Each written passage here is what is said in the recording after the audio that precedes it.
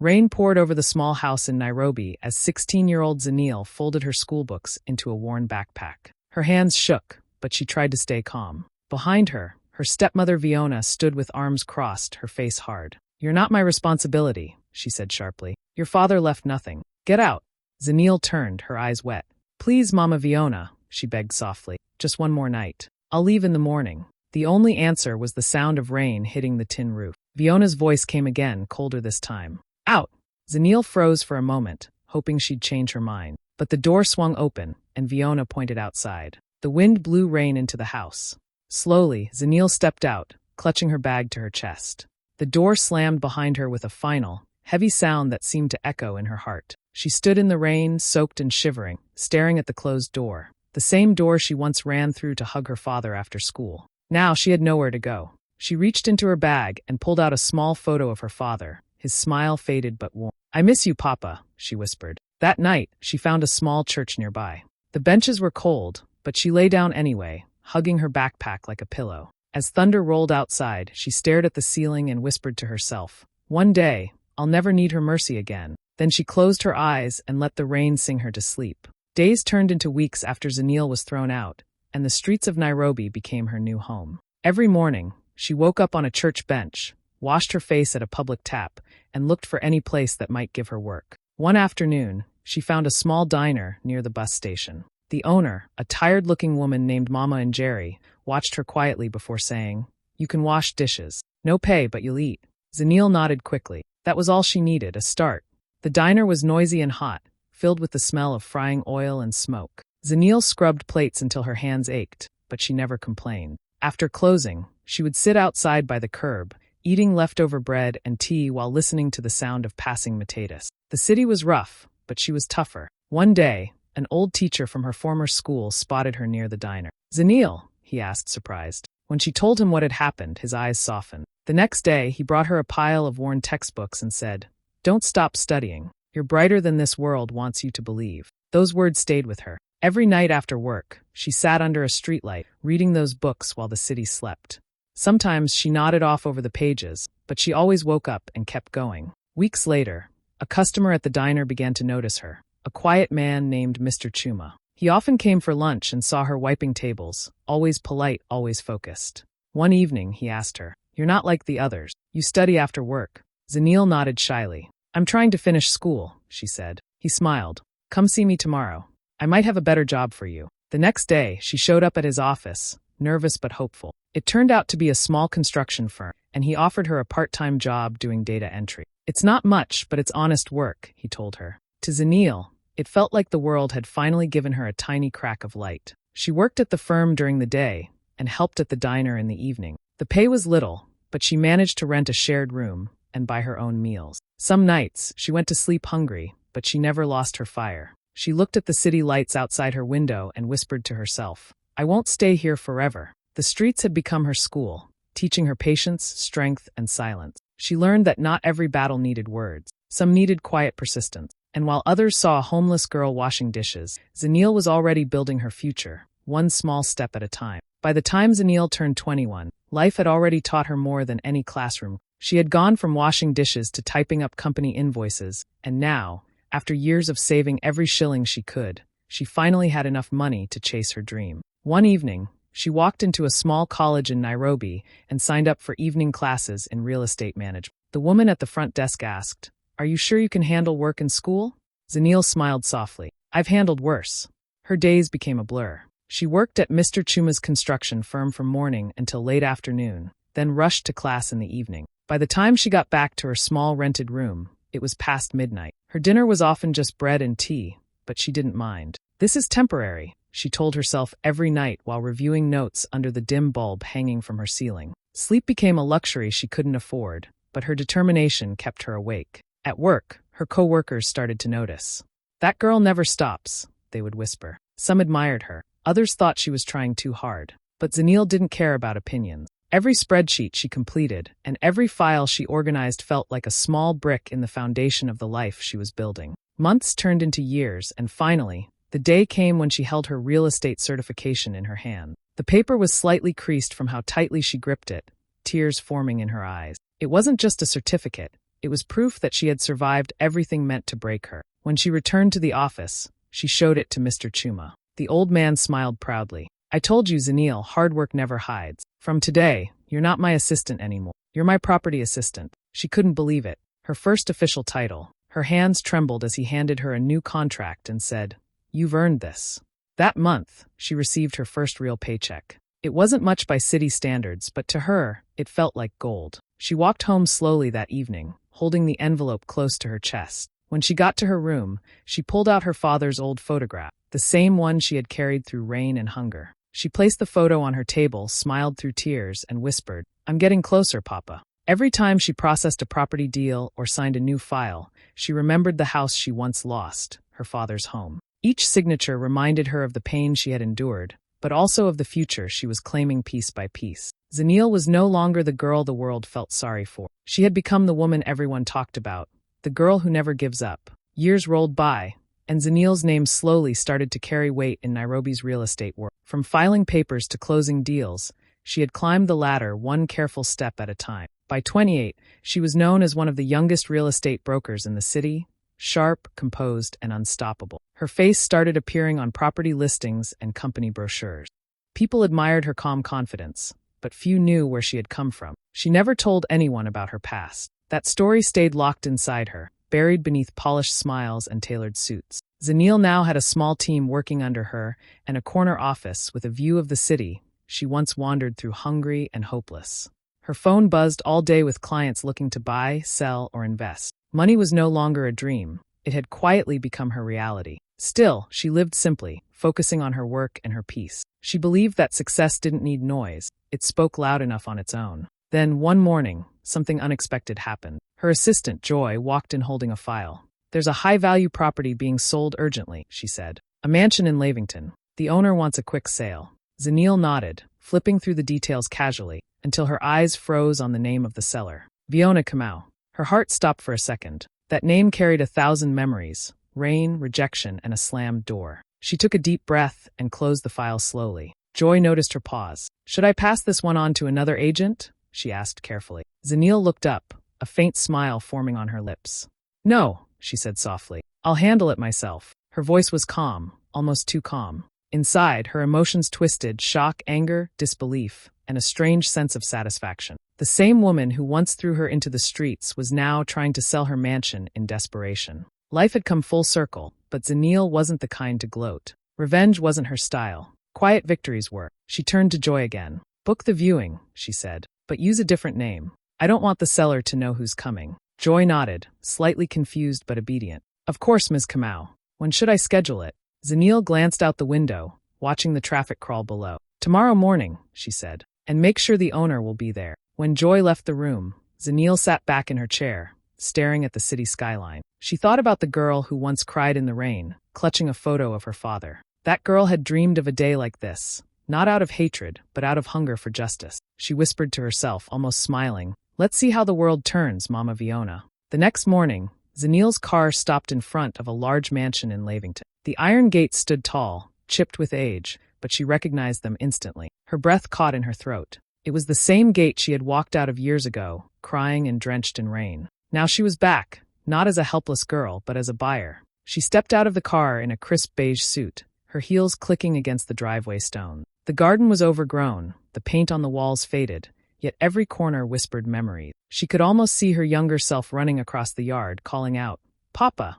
The air felt heavy with the past. The front door opened, and there she was, Fiona Kamau. Her hair had turned gray at the edges, her once proud posture now softened by time. She smiled politely, clearly not recognizing the woman standing before. "Welcome, ma'am," Fiona said in a practiced tone. "The house is a bit old, but still elegant." Zanil nodded, her face calm. "I'm sure it is," she replied, her voice steady though her heart raced. She stepped inside, letting her fingers brush lightly against the wall. The smell of old wood and dust filled the air, but beneath it, she could still sense traces of her childhood. Laughter, her father's voice, the sound of her school shoes echoing through the hallway. They walked from room to room. Fiona spoke like any desperate seller, trying to sound confident. "This used to be one of the finest homes in the area. It just needs a little touch-up," she said, forcing a smile. Zanil's eyes wandered to the staircase, the same one she had once sat on crying, after being scolded for using too much water. She took a slow breath, hiding the storm of emotions swirling inside her. Finally, they entered the living room. Sunlight streamed through the cracked window pane.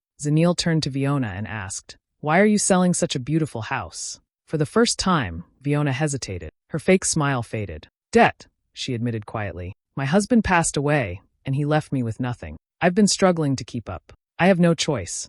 Zanil looked at her, really looked at her. The woman who had once thrown her out with no mercy now stood before her, defeated and humbled. It almost felt unreal. She kept her expression neutral, but deep down, something inside her shifted. "Debt," Zanil repeated softly, almost like she was tasting the word. She gave a small nod, pretending to take notes in her phone. But in her heart, she whispered, "Now you know what it feels like." As she walked back to her car, the wind brushed against her face, and she glanced one last time at the mansion. The same house that once broke her spirit was now just another property on her list.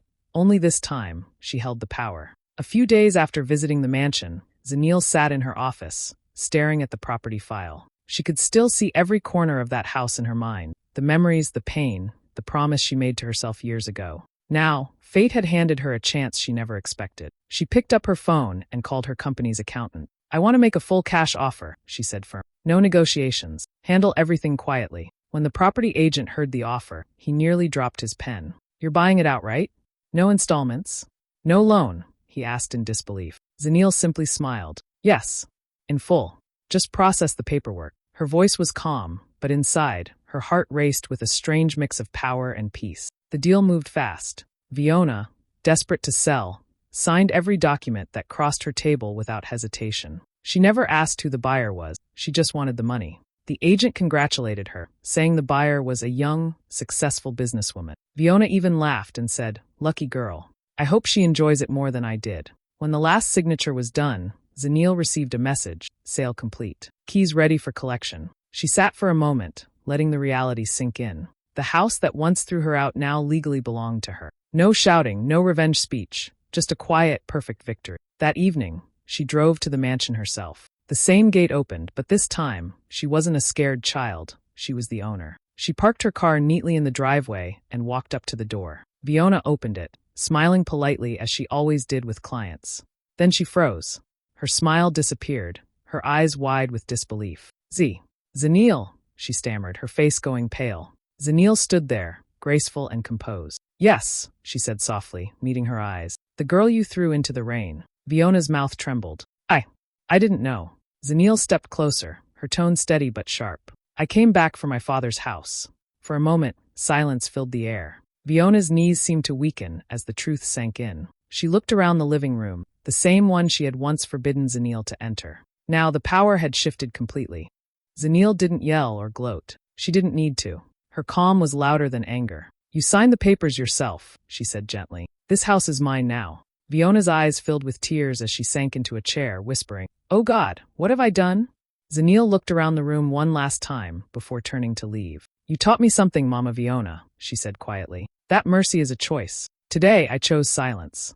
Then she took the keys from the table, walked out the door, and closed it behind her, this time as the rightful owner. By the next morning, the news had already spread across the neighborhood. The whispers traveled fast. "Did you hear?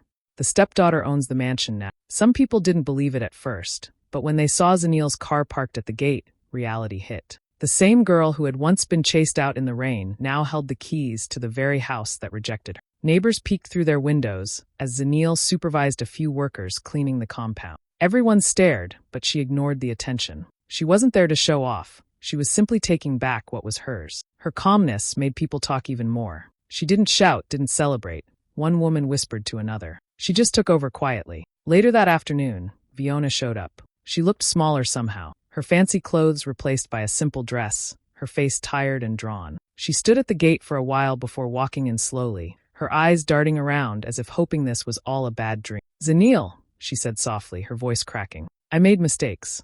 I was angry. I lost my way. Please don't throw me out.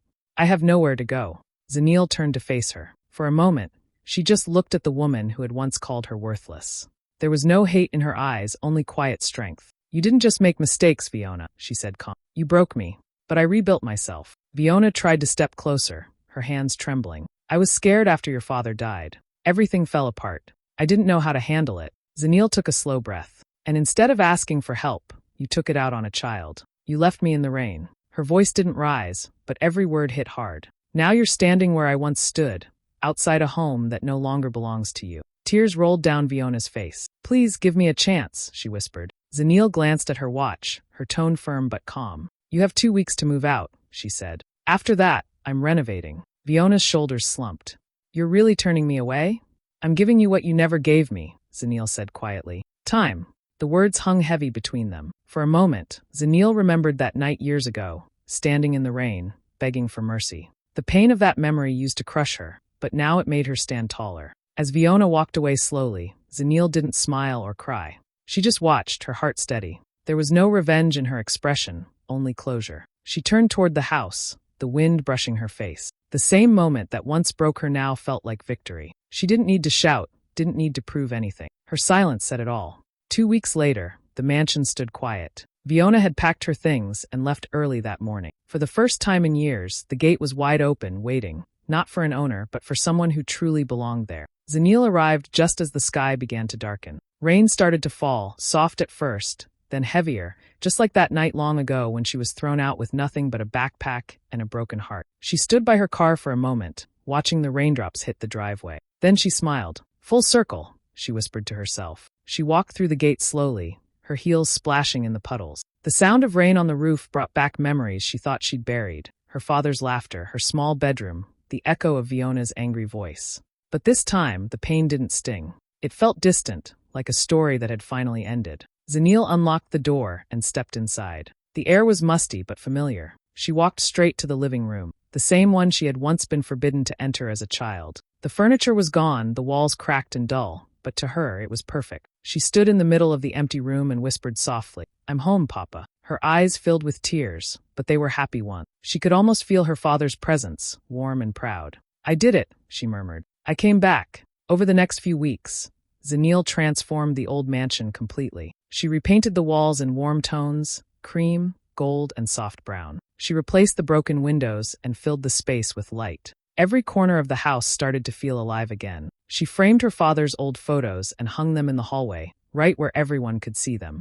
For the first time in years, the house felt like home, not just a memory. But Zanil didn't stop there. She wanted the house to mean something more than just a symbol of victory. She remembered what it felt like to be a homeless, hungry girl searching for shelter. So, she turned one of the large rooms into a small community library for underprivileged kids. She filled it with books, the same kind of books that once kept her company under streetlight. When the library opened, children from the neighborhood came every afternoon. Zanil sat with them sometimes, helping with homework or reading stories. The laughter that echoed through the halls reminded her of her own lost childhood and how far she had come. One day, as rain fell outside again, she stood by the window, watching the children play in the garden. She smiled to herself and whispered, "If I once had nowhere to go, I'll make sure others always do."